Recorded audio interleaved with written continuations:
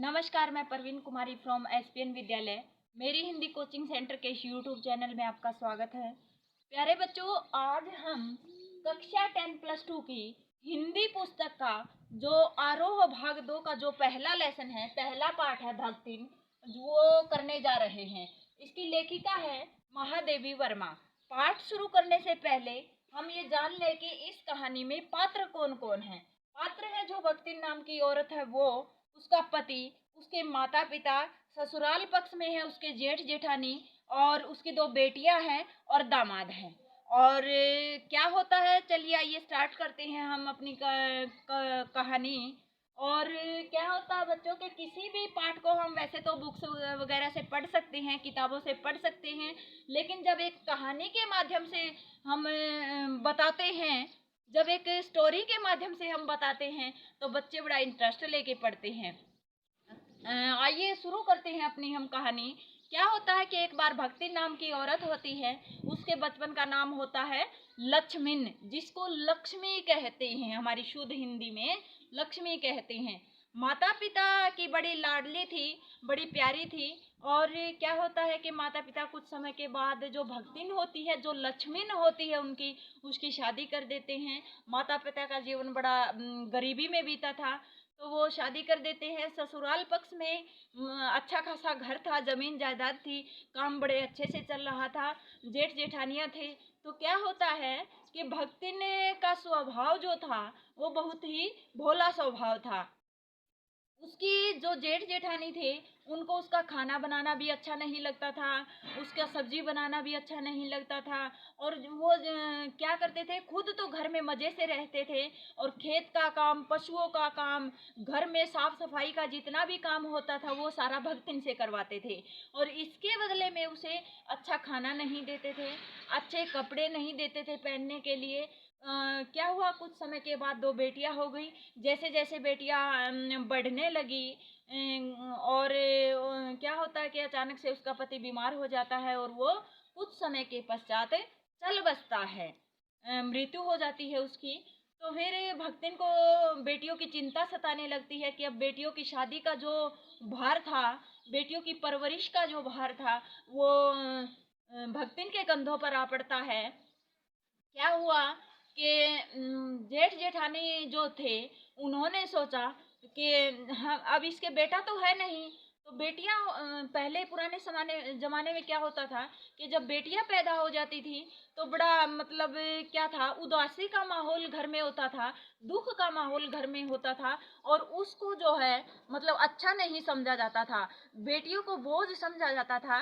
तो जो उसके जो जेठ जेठानी थे, उन्होंने क्या सोचा कि इसके जो है बेटा तो है नहीं, बेटी है, और बेटे का न होना, समाज का आगे न बढ़ना, उनको नहीं पता था कि बेटियां भी समाज को आगे बढ़ाती हैं। तो उन्होंने सोचा कि क्यों न हम इन भक्तिन की बेटियों की शादी हमारे कहे अनुसार चलने वाले किसी आदमी के साथ करवा दे।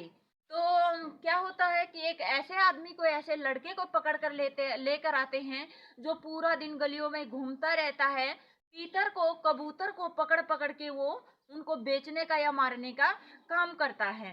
शादी हो जाती है बेटियों की, और जेठ जेठानियों ने ये सोचा था कि अगर वो होने वाला जो लड़का है, दामाद है, अगर वो यहाँ हमारे कहे अनुसार चलेगा, तो हम उसको यहीं पे रख लेंगे, और जो जमीन जायदाद है वो हमारे हिस्से में ही रह जाएगी। और ऐसा करके जो है बेटियों को भी बहुत तंग करने लगे, भक्तिन को भी बहुत तंग करने लगे वो लोग। तो भक्तिन ने अपना घर जो है वो छोड़ दिया, और चलते चलते महादेवी वर्मा के पास पहुंच गई। अब लेखिका के घर में बहुत सारे पशु पक्षी थे, वैसे नौकरी की तलाश में चल पड़ी थी वो। तो महादेवी जी के पास जैसे ही वो पहुंचती है, महादेवी से गुहार लगाती है कि मुझे नौकरी पर रख लो। तो महादेवी जी ने उन्हें नौकरी पर रख लिया। और क्या होता है कि मतलब जो उसका काम करने का तरीका था वो बिल्कुल गांव की तरह था, अच्छे से सब्जी न बनाना, रोटियों को जला देना।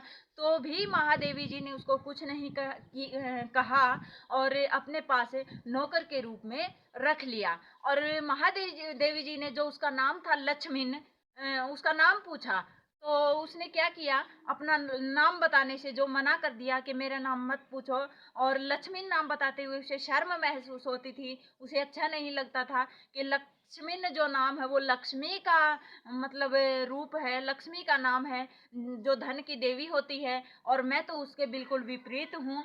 तो महादेवी जी ने उसका नाम बदलकर भक्तिन रख दिया। वो भक्तिन नाम से बड़ी खुश हुई, और जब भी महादेवी जी उसको बुलाती थी तो भक्तिन के द्वारा ही संबोधन करती थी। क्या हुआ कि जैसे जैसे भक्तिन का महादेवी जी के साथ संपर्क बढ़ता गया, तो उसके सारे जो काम धाम थे या और भी कुछ जो भी था वो उसके सारे समझ में आने लगे। क्या होता था कि जब महादेवी जी आधी आधी रात तक बैठकर लेखन का जब कार्य करती थी, लिखाई का जो काम करती थी, तो भी भक्तिन पहरेदार की तरह उसके पास खड़ी रहती थी या उसकी चारपाई के पास बैठ जाती थी। जैसे ही महादेवी जी को कागज या फिर पेन की जरूरत होती थी, और जैसे ही वो उठने के लिए थोड़ा सा मतलब साहस करती थी, तो भक्तिन उसी वक्त महसूस कर लेती थी कि अब इसको किस चीज की जरूरत है, और वो बिना उसको खड़े हुए ही वहीं पर उसको सारा सामान ला कर दे देती थी। क्या होता था कि जैसे लेखिका को रात भर काम करने की आदत थी, उसके पशु पक्षी जो जानवर पाल रखे थे वो भी सो जाते थे, लेकिन भक्तिन एक ऐसी औरत थी जो नियम की पक्की थी, जो करती थी, जो कहती थी वही करती थी, और सारी सारी रात उसके पास पहरेदार की तरह बैठी रहती थी। और क्या होता है कि एक बार किसी ने बता दिया कि मतलब महादेवी जी को जेल में पकड़ कर ले जाएंगे, उसको जेल से बड़ा डर लगता था। तो उसने क्या किया कि महादेवी जी आप गांव में चलिए, हे मालकिन आप गांव में चलिए, वहां पे जो है हम अच्छे से रह लेंगे, आपकी जो सोने का इंतजाम है वो भी मैं अच्छे से कर दूंगी, और आपकी जो पुस्तकें रखने की जो जगह है उसका भी अच्छे से मैं इंतजाम कर दूंगी, और गांव में हमारे पास अगर पैसे की दिक्कत आएगी तो मैंने बहुत सारे पैसे जो है जमीन में दबा कर अपने बचा कर, अपने जो दैनिक जीवन में जो खर्चे होते थे उनमें से बचा कर मैंने रख रखे हैं। तो ऐसा करते हैं, फिर अंत में कैसे होता है कहानी का कि महादेवी जी सोचती है अब तो ये औरत जो भक्तिन नाम की है वो तेरे पास रहती है, लेकिन जब इसकी मृत्यु हो जाएगी तो मेरा समय कैसे व्यतीत होगा, मैं कैसे रहूंगी इसके बिना। और भक्तिन की मृत्यु होती नहीं है, लेकिन कहानी का अंत यहाँ हो जाता है कि महादेवी जी अंत में यही सोचती है कि जब इस औरत की, जब इस भक्तिन की मृत्यु हो जाएगी तो इसके बगैर मैं रह नहीं पाऊंगी। तो इस कहानी में बच्चों यही दर्शाया गया है कि किस प्रकार से मतलब गरीब व्यक्ति की किस प्रकार से गरीब व्यक्ति को कोई देखकर भी राजी नहीं होता, और उसके साथ समाज में किस प्रकार का दुर्व्यवहार किया जाता है, उसके बच्चों के साथ उसको नीच दृष्टि से देखा जाता है, उसको घृणा की दृष्टि से देखा जाता है। तो ऐसा नहीं होना चाहिए बच्चों। यहीं पर कहानी का अंत होता है। आज के लिए इतना ही। शुभ दिन। धन्यवाद।